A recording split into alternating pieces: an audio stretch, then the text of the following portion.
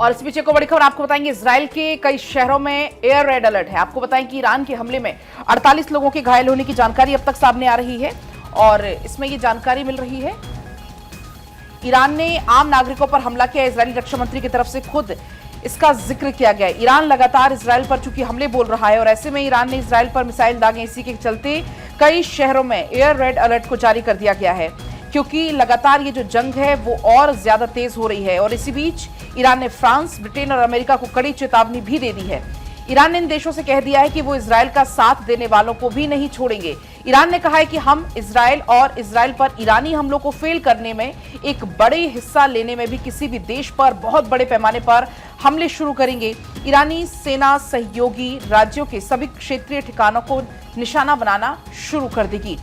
इसके अलावा आपको बता दें कि इजराइल ने पलटवार किया, तेहरान पर जमकर ड्रोन बरसाए, वो तस्वीरें भी सामने आई। ईरान और इजराइल के बीच में चूंकि जो जंग है वो तेज है, बार पलटवार दोनों देशों की तरफ से किया जा रहा है। ईरान के अटैक के जवाब में अब इजराइल ने तेहरान में ड्रोन बरसाए और वो तस्वीरें भी आपकी टीवी स्क्रीन पर हैं। तो देखिए, ये अटैक और इजरायली हमला इतना सटीक कि सिर्फ जो टारगेट ही हिट हुए हैं। अब इजराइल की तरफ से स्टेटमेंट ये कि ईरानी सरकार बार बार धमकी दे रही थी, इसलिए ये अटैक जरूरी था। आपने इजराइल के प्रधानमंत्री का भी स्टेटमेंट सुना कि जिस तरह से उनकी तरफ से कहा गया कि ये कार्रवाई होगी। और देखिए, ईरान के परमाणु खतरे को खत्म करने के लिए ऑपरेशन राइजिंग लायन इजराइल की तरफ से चलाया जा रहा है। अब ईरान के जो टॉप 3 कमांडर मारे गए, अगर उसका हम जिक्र करें तो जनरल हुसैन सलामी। और इसी बीच सबसे पहले आपको ये 3 तस्वीर दिखाते हैं। इजराइल पर जिस तरह से अटैक हुआ है, ईरान ने मिसाइलें दागी है, 300 मिसाइलों से ये अटैक किया गया। आप देखिए कि किस तरह से यहाँ पर अटैक किया गया। हालांकि इजराइल की तरफ से ये कहा गया कि जो भी ड्रोन दागे गए हैं, जो भी अटैक हुआ है, उसे यहाँ पर खत्म कर दिया गया है। ये दावा उनकी तरफ से किया गया है। लेकिन जिस तरह से अब ये जंग छिड़ गई है, अब कहाँ तक ये जंग जाती, ये देखना काफ़ी ज़्यादा महत्वपूर्ण हो जाता है।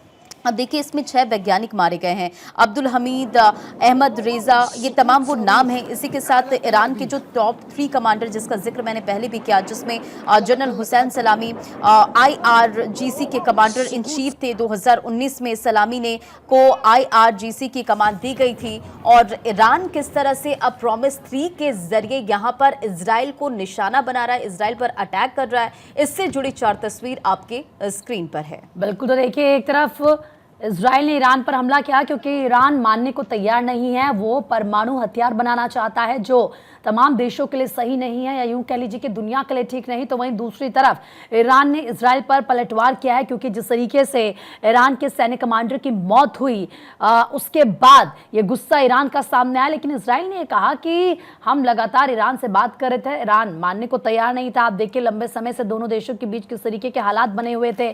सबसे पहले हमने देखा कि जिस तरीके से हमास को समर्थन ईरान दे रहा था, इजराइल बार बार कह रहा था ईरान से कि रुक जाओ, हमास का समर्थन मत करो। उसके बाद लेबनान में जिस तरीके से अटैक इजराइल की तरफ से किया गया, दोनों देशों के बीच विवाद और ज्यादा बढ़ता गया है। और इस वक्त हमारे साथ पूर्व राजनयिक मोहम्मद डॉक्टर अमीन जी जुड़ चुके हैं, साथ ही हमारे साथ विदेश मामलों के जानकार हैं निपुण जी, वो भी जुड़ चुके हैं। सर, आप दोनों का स्वागत है। सबसे पहले निपुण सर, आप ही से जानते हुए, पहले इजराइल की तरफ से सदी का सबसे बड़ा हमला किया गया ईरान पर, ईरान को बहुत नुकसान होता है, उसके सैन्य कमांडर की मौत हो जाती है। इसके अलावा फिर ईरान अटैक करता है इजराइल पर। सर, आप इन हमलों को कैसे देख रहे हैं? दुनिया किस तरफ आगे बढ़ रही है? देखिए, ईरान और हम इजराइल की बात करते हैं तो इनके बीच में जो भी विवाद है, ये अब का तो नहीं है, बहुत पुराना विवाद है। और इजराइल ने ये बात कही है हमेशा कि हम ईरान को किसी भी स्थिति में एटॉमिक वेपन नहीं बनाने देंगे। और देखिए, इजराइल हो या अमेरिका हो, वो ईरान को एक रोग स्टेट बोलते हैं। रोग यानी कि दुष्ट राज्य। कहते हैं कि इस पूरे मिडिल ईस्ट में अगर किसी ने तनाव बना रखा है तो तनाव बनाने वाला कोई और नहीं, वो ईरान है। तो ईरान को एक प्राइमरी एनिमी के रूप में देखते हैं। अब जैसा अभी आपने जिक्र किया, हिजबुल्लाह का जिक्र किया, हूतीस का जिक्र किया, ये जब भी हमले करते हैं तो इजराइल ये कहता है कि हमले ये नहीं कर रहे हैं, बल्कि ये ईरान के प्रॉक्सी बन के हम पर हमले कर रहे हैं। तो जब तक ईरान कंट्रोल में नहीं आएगा, ईरान नियंत्रण में नहीं आएगा, तो ये कहीं ना कहीं हमारे ऊपर हमले होते रहेंगे। ऊपर से ईरान आपका एटॉमिक वेपन बनाने की तैयारी कर रहा है और अप्रोक्सीमेटली वो वेपन बनाने के नजदीक भी है। अमेरिका भी इस बात को जानता है। तो इजराइल इसको देखता है कि ठीक है, अमेरिका ईरान में कॉन्फ्लिक्ट्स हैं, अमेरिका चाहता भी है। हमेशा आप देखें 2006 में जब इराक को समाप्त कर दिया गया तो तब से ईरान इस बात को जानता है कि इराक को खत्म कर चुका है अमेरिका, अब अगला नंबर मेरा है। तो ईरान तभी से, उससे पहले से लगातार प्रयास कर रहा है। ईरान ने तो ये तक साफ कह दिया है कि जो भी इजराइल का साथ देगा मैं उसको नहीं छोड़ूंगा, चाहे यूएस हो या फ्रांस हो। बिल्कुल, मैं उसी बात को कह रहा हूं। तो अब अमेरिका, देखिए डोनाल्ड ट्रंप पहले कह रहे थे कि हमारा कोई लेना देना नहीं है, अब उनकी ओर से भी ये बयान आने लगा है। क्योंकि देखिए अमेरिका का इजराइल को सपोर्ट करना उसकी प्राइमरी पॉलिसीज के अंदर है, प्राइमरी फॉरेन पॉलिसी के अंदर है। अमेरिका कतई भी इजराइल को छोड़ नहीं सकता, क्योंकि इजराइल एक तो प्राइम लोकेशन पे है और दूसरा इजराइल की हम बात करें तो इजराइल वो माध्यम बनता है जिसके माध्यम से मिडिल ईस्ट की पॉलिटिक्स पर अमेरिका अपना कंट्रोल रखता है, नियंत्रण रखता है। अभी लेकिन जो सर एक प्रेजेंट सवाल इसमें ये भी होगा कि अमेरिका के स्टेटमेंट को किस तरह से देखा जाए। सबसे पहले जब ये अटैक होता है तो अमेरिका की तरफ से ये कहा जाता है कि उसका कोई लेना देना नहीं है, इसके बारे में कोई जानकारी नहीं थी। लेकिन ट्रंप खुद कहते हैं कि हमें इस हमले की जानकारी थी। इसके साथ साथ अलग अलग कंट्रीज की क्या प्रतिक्रिया हो सकती है? जी देखिए, मैं ये कहता हूं कि अमेरिका को जानकारी नहीं थी। मैं तो ये देखता हूं कि अमेरिका बहुत पहले से फील्डिंग कर रहा था। आपने देखा कि जिस प्रकार से पाकिस्तान को सपोर्ट कर रहा था, Pakistan is a neighbour country of the Iran, तो मुझे लगता है कि अमेरिका पहले से जान रहा था कि हो सकता है कि हमको एक बड़े कॉन्फ्लिक्ट में जाना पड़ जाए, तो हमें पाकिस्तान की पूरी स्पेस, पाकिस्तान के जो सैन्य बेसिस है उनका इस्तेमाल करना पड़ सकता है। और पाकिस्तान और ईरान के संबंध चीन की वजह से हाल के दिनों में कुछ बेटर हुए थे। लेकिन हम देखें इंडिया के अकॉर्डिंग भी देखें तो चाबार पोर्ट को हम काउंटर करते हैं, ग्वादर पोर्ट के काउंटर करते हैं चाबार पोर्ट के माध्यम से। और रही बात हमें प्रतिक्रिया की बात की, चीन का स्टेटमेंट आ गया है। चीन का कहना ये है कि ईरान पर जो अटैक हो रहे हैं उनका तत्काल रोकें। रशिया का भी इस प्रकार का स्टैंड रहने वाला है। तो मुझे लगता है कि ईरान, सर इस तरह की सिचुएशन का इम्पैक्ट तो पूरी दुनिया पर ही पड़ने वाला है और अभी हम देख भी रहे हैं। मैं आपके पास अभी वापस लौट रही हूँ, इस वक्त अमीन सर भी हमारे से जुड़े हुए हैं। अमीन सर, आपके पास आते हुए अभी आपको क्या लगता है, अगर हम करंट सिचुएशन को समझे, क्या ये दोनों कंट्रीज अब जंग की तरफ आगे बढ़ रही हैं, या फिर अभी ये जो लिमिटेड स्ट्राइक हुई है इसके बाद चूंकि ईरान ने बदला ले लिया है, आपको लगता है कि शायद ये अभी यहीं पर खत्म हो जाए? दोनों कंट्रीज क्या पीछे हट सकती हैं? क्या सर, क्या सिचुएशन आपको अभी नजर आती है? कल आपने देखा था कि ऑपरेशन राइजिंग जो लाइन उन्होंने अपना शुरू किया था ऑपरेशन इजराइल ने, और इजराइल ने जो हमला किया तो और 200 से ज्यादा अपने उन्होंने प्लेन या ड्रोन जो भी भेजे थे उसके साथ हमला किया और उनको कितना डैमेज किया है कि उनके काफ़ी कमांडर मारे गए हैं। उनके रिसर्च के जो न्यूक्लियर रिसर्च के जो टॉप कमांडर्स हैं वो भी मारे गए हैं, और साथ में उन्होंने हाई राइज बिल्डिंगें हैं, अपार्टमेंट्स हैं, और जो उनके न्यूक्लियर ठिकाने हैं उन पर कोशिश की, बल्कि नताज जो उनका अंडरग्राउंड भी है और सेफेस्ट माना जाता है उस पर भी उन्होंने ऊपर का पोर्शन उड़ा दिया। और इस तरह को माना उन्होंने इजराइल ने कि हाँ हमने हमले किए हैं। लेकिन आप ये देखेंगे कि उसके पीछे इमीडिएटली मार्को रूबियो का जो स्टेट के सेक्रेटरी हैं फॉरेन के, वहाँ पर यूएस के, उन्होंने इमीडिएटली उसको डिनाई कर दिया कि इसमें अमेरिका का हाथ नहीं है। लेकिन ट्रंप की तरफ से सीधा सीधा ये कहा गया अमीन सर कि ईरान ने परमाणु समझौता अगर नहीं किया तो फिर भीषण हमले होंगे, तो सर फिर इसको कैसे देखें? लेकिन कल ये भी, उससे पहले उन्होंने ये भी कहा था, क्योंकि उन्होंने अपना जो मिशन था, मिशन के जो डिप्लोमेट्स हैं उनको बुला लिया था और तभी साइन क्लियर हो गया था कि इसमें अमेरिका का हाथ है और ऐसा कुछ नहीं कहा जा सकता। जबकि आपको पता है कि पूरी दुनिया में हर जगह अमेरिका के लोग बेसिस बने हुए हैं, चाहे वो गल्फ कंट्री हो या कोई भी हो, और इसीलिए उन्होंने किया और करने के बाद उसको डिनाई करने की कोशिश की। लेकिन पीछे उन्होंने एक ही बात ये कही, जो आईएए की टीम उनकी गई थी वहां पर, वो भी अमेरिका में रहती है, उनके सपोर्ट में रहती है। लेकिन अमीन सर जरा आप ये बताएं कि ये जो टकराव है क्या ईरान और इजराइल के बीच रहेगा, कि अब ये जो इससे जो प्रभावित है क्या मिडिल ईस्ट भी हो सकता है? नहीं, मिडिल ईस्ट को होना ही होना है। लेकिन उन्होंने शुरू से ही, अमेरिका ने, चूंकि वहां पे उनके बेसिस बने हुए हैं, उनके अच्छे रिश्ते हैं, सऊदी अरब ऊपर से तो डिनाई कर रहा है और उनको कंडेम कर रहा है। लेकिन आप देखेंगे कि अब उनकी विजिट थी तो वो विजिट में भी गल्फ कंट्रीज भी गए थे और उनको पूरा सम्मान मिला था ट्रंप को। तो ट्रंप ने अंदर से बातें कर रखी हैं। लेकिन एक चीज यहाँ पे आपको बड़ी इंपॉर्टेंट बताने वाली हो रही है, ये शिया और सुन्नी का उन्होंने डिवाइड किया है। यानी ईरान जो है शिया कंट्री है और बाकी जो है सब, और उसमें भी आप देखेंगे कि सुन्नी कंट्रीज के अंदर भी सऊदी अरब जो है लीड लेना चाहता है, लेकिन साथ में टर्की लगा हुआ है। टर्की भी चाहता है कि मैं लीड लूं, चूंकि पहले रह चुका है लीडर तो इस्लामिक वर्ल्ड का, तो वो चाहते हैं कि टर्की ले ले, उधर से सऊदी भी। लेकिन आप बताइए कि कल ये जो हमला हुआ था इजराइल का, उस हमले में क्या आपको जॉर्डन नहीं लगता रास्ते में? क्या सऊदी नहीं दिखता आपको? अगर ये दिखता है तो इट मींस इन लोगों की अंदर से कंसर्न है। सर 15 ऐसे इस्लामिक देश हैं जो ईरान के आसपास है, लेकिन उन्होंने कुछ नहीं किया, उन्होंने ईरान का सपोर्ट नहीं किया। इसका मतलब वो भी नहीं चाहते कि ईरान परमाणु वेपन्स बनाए। नहीं, परमाणु वेपन की बात अलग है, लेकिन शिया स्टेट और उसको लीडरशिप नहीं देना चाहते, ये भी साथ में है। आप जो इंटरनल बात है उसको आप समझने की कोशिश करिए, जो भीतर की बात है, जो डेवलप की है अमेरिका और इजराइल ने मिलकर उन इस्लामिक कंट्रीज में, ये शिया स्टेट है। और शिया की वार आज से नहीं है, प्रॉफिट के बाद जब लीडरशिप की बात आई थी तो उस वक्त से ही शुरू हो गई थी, इसलिए इनको बिल्कुल अलग मानते हैं। जैसे कि आपने देखा होगा कि कुवैत पे हमला कराया था सद्दाम से, और फिर सद्दाम को शिया लोगों ने ही कुर्दिश में उनको पकड़वाया, और पकड़वाने के बाद उनको फांसी दी गई। तो और जबकि वहां कुछ नहीं मिला इस तरह का, लेकिन यहाँ पर तो ये बना रहे थे। सबके बीच में अगर हम बात करें भारत के स्टैंड की, निपुण सर आपके पास आते हुए, क्योंकि कल ही इजरायली पीएम ने प्रधानमंत्री नरेंद्र मोदी को कॉल किया, बातचीत उसकी जानकारी सामने आई है, तो भारत का इस पूरे बीच में आप स्टैंड कैसे देखते हैं?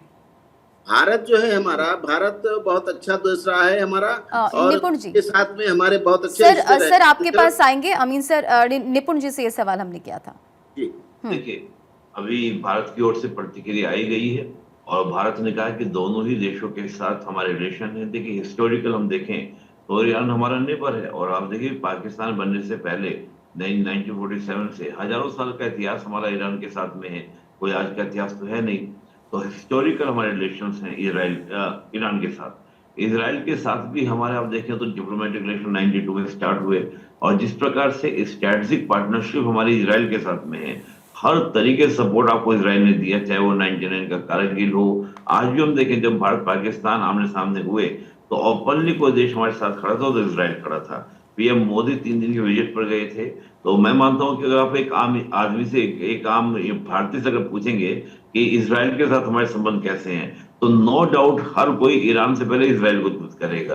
तो यहाँ पे जो भारत का स्टैंड है, भारत का कहना ये है कि हम इस पूरे घटनाक्रम को हम बहुत ध्यान से देख रहे हैं, जो हमारे मिनिस्ट्री ऑफ एक्सटर्नल अफेयर्स की ओर से आया है, और जैसे ही दोनों पार्टी को किसी भी तरह की कोई भी आवश्यकता हमारी ओर से होगी वो दिया जाएगा। लेकिन सर एक चीज इसमें इंक्लूड करते हुए, क्योंकि अभी अगर हम इस सिचुएशन को समझते हैं तो उड़ानें बहुत ज्यादा प्रभावित हो रही हैं, और कल ही अगर हम कच्चे तेल की कीमतों की बात करें तो उसमें भी 10% का उछाल देखने के लिए मिला है। यानी सीधे सीधे इसका इम्पैक्ट अलग अलग कंट्रीज पर, खासतौर पर अगर हम भारत की बात करें तो भारत पर भी पड़ रहा है। उसके बाद हालांकि पुरी का स्टेटमेंट भी आया था, उन्होंने कहा भी कि चिंता की बात नहीं है, लेकिन महंगाई के हिसाब से देखा जाए और तेल की कीमतों के हिसाब से अगर हम इसे समझने की कोशिश करें तो आप कितना इम्पैक्ट देखते हैं अभी फिलहाल? नहीं, देखिए, निश्चित रूप से जैसे मैंने कहा कि ईरान केवल व्यापारिक दृष्टिकोण से ही नहीं, हमारे लिए स्ट्रेटेजिक पॉइंट से भी बहुत इंपॉर्टेंट है। जाबार पोर्ट के नाते ईरान के थ्रू हम बहुत बड़े मंसूबे भी लेके चल रहे हैं, इसको हम लोग बोलते हैं उत्तर दक्षिण गलियारा, उसकी हम बात करते हैं। दूसरा क्या है कि हमारा पूरा ट्रेड रूट यही है ईरान के सामने से जो आ रहा है, जो होमोज स्टेट है, होमोज स्टेट से हमारा वो लाता है, या तो हम लोग ईरान से ले रहे हैं या फिर होमोज स्टेट से जो गल्फ के कंट्रीज से तेल आता है। निश्चित रूप से क्रूड ऑयल का क्या होगा, रेट बढ़ेगा, रेट बढ़ते ही इसका सीधा इम्पैक्ट क्या होगा, हमारी इकोनॉमी पर पड़ेगा, हमारी वस्तुओं पर पड़ेगा, सब पर पड़ेगा। और अभी आपने जैसे कहा कि हमारे जो फ्लाइट्स हैं वो सब पाकिस्तान के साथ, जैसे ही पाकिस्तान अपना एयर जब पूरा ब्लॉक करता है तो हमको तब इम्पैक्ट पड़ने लग जाता है। अब ईरान से हो जाएगा तो हमारी फ्लाइट को रूट बदलने पड़ेगी। मैं कल ही देख रहा था कई फ्लाइट्स को जो 22 घंटे लगते थे उनका टाइम बढ़ा दिया गया, उनका ड्यूरेशन बढ़ा दिया गया, कई लोगों ने टिकट कैंसिल कराई है। तो ये इम्पैक्ट साफ साफ दिख रहा है, और भी ज्यादा हमको डिस्टेंस देना पड़ेगा। ईरान की मैं एक बार इसमें आपसे समझने की कोशिश करूंगी, क्योंकि बड़ी संख्या में जो इंडियन स्टूडेंट्स हैं वो वहां पर रह रहे हैं और वो भी अभी टेंशन में है इन हालात को लेकर। तो जाहिर तौर पर एक चैलेंज ये जरूर हो सकता है इंडिया के सामने, क्योंकि वहां पर जो भारतीय छात्र रह रहे हैं उनकी भी चिंता अब ज्यादा बढ़ गई है इस सिचुएशन में। सर निपुण सर। अच्छा जी, देखिए, स्टूडेंट्स को लेकर तो अभी तो इस तरह का हमने कोई कंसर्न नहीं दिखाया है कि इस प्रकार का स्टूडेंट को, लेकिन आप जानते हैं भारत सरकार का हमेशा एक स्टैंड रहा है कि अगर इंडियंस को कहीं भी कोई भी इशू होगा तो हमने स्पेशल ऑपरेशन चला के वहां से निकाला है। इजराइल में बड़ी संख्या में इंडियंस रहते हैं, इसमें कोई दो राय नहीं है। वहां पर चाहे वो पढ़ने के लिए जाते हो या वहाँ की जो लैब्स हैं उसके लिए जाते हो, तो बड़ी संख्या में इजराइल में भी लोग रहते हैं। लेकिन मैं मानता हूँ कि इजराइल में इंडियंस को काफी अच्छी खासी सिक्योरिटी मिलती है। इजरायली इंडियंस को बहुत लाइक करते हैं। मैंने देखा कि इजरायली जो है इंडियन सॉन्ग्स भी सुनते हैं। तो मैं मानता हूँ कि सिक्योरिटी को उतना कंसर्न नहीं है, और अगर इस प्रकार कोई बात हुई तो ऑपरेशन चला लिया जाएगा। लेकिन मुझे अभी जैसे ईरान ने जो अटैक किया जिसमें एक महिला मारी गई, 70 के करीब आपके घायल हुए हैं, तो मुझे लग नहीं रहा कि ईरान ने बहुत बड़ा हमला किया है अभी। और ईरान मुझे नहीं लग रहा कि इसको बहुत ज्यादा, लेकिन अब यही देखना होगा। निपुण सर आपके पास लौटेंगे। अमीन सर आप ही से मैं जानते हुए, क्योंकि जैसे निपुण सर ने कहा कि अभी ये लगता नहीं है कि ईरान ने उन पर बहुत बड़ा हमला किया। हालांकि इजराइल की तरफ से ईरान पर जो अटैक किया गया था बहुत सोच समझकर प्लानिंग की गई थी, बिल्कुल उसी तरीके से जैसे यूक्रेन ने रूस पर इस बार अटैक किया। पहले वहां पर अपने लोगों को भेजना, पूरी प्लानिंग करना, वहां पर कहां पर टारगेट सेट किए गए थे एक एक जगह, और इसलिए इतना सटीक निशाना था कि ईरान का सैन्य कमांडर इसमें मारा गया। तो सर अब क्योंकि पहले इजराइल ने अटैक किया, फिर ईरान की तरफ से पलटवार किया गया, क्या आपको लगता है कि अब इससे बड़ा एक बार फिर से वार कर सकता है इजराइल? और फिर अगर ऐसा होता है तो ईरान भी जाहिर सी बात है एक बहुत बड़ा हमला करेगा। देखिए ये हमले चलते रहेंगे। अब सीधी वार हो गई है अमेरिका वर्सेस ईरान। आप देखेंगे कि ये बहुत बड़ा भयंकर रूप लेने वाला है। देखिए कि अभी आप बात कर रही थी प्राइसेस की, ऑयल की, तो ऑयल जो है 10 नहीं है बल्कि 10 से ऊपर चला गया, यानी 17% से ऊपर निकल गया है ऑयल का प्राइस, और हाइक हो गया है। और आप देखेंगे क्योंकि प्रॉब्लम क्या थी कि ईरान जो है प्रॉक्सी वॉर लड़ रहा था इजराइल के साथ में। इसमें हमास है, हिजबुल्लाह है और हूती लोग। लेकिन फिर भी हूती की कोशिश की अमेरिकन ने मनाने की, और उनको साथ में अपने कॉन्ट्रैक्ट दिया और किया कि भाई अब उनके जो शिप वगैरह जा रहे हैं, उनका जो बिजनेस लेकिन चल रहा है, इसमें बस एक छोटा सा सवाल है कि क्या कोई कूटनीतिक संभव है क्या कि दोनों के बीच बात बन सकती है? हालांकि इजराइल की तरफ से ये साफ कह दिया गया कि परमाणु खतरा जब तक बरकरार रहेगा ये ऑपरेशन जारी रहने वाला है। देखिए इसमें उन्होंने कोशिश की है, जर्मनी ने अभी उनको साथ देने की कोशिश की है, अमेरिका उनके साथ में, और जो अमेरिकन जो फॉलो करते हैं कंट्रीज फॉलो करते हैं अमेरिका की पॉलिसी को, तो उनके साथ देखिए गल्फ कंट्रीज भी बहुत से कंट्रीज हैं बिल्कुल चुप हैं।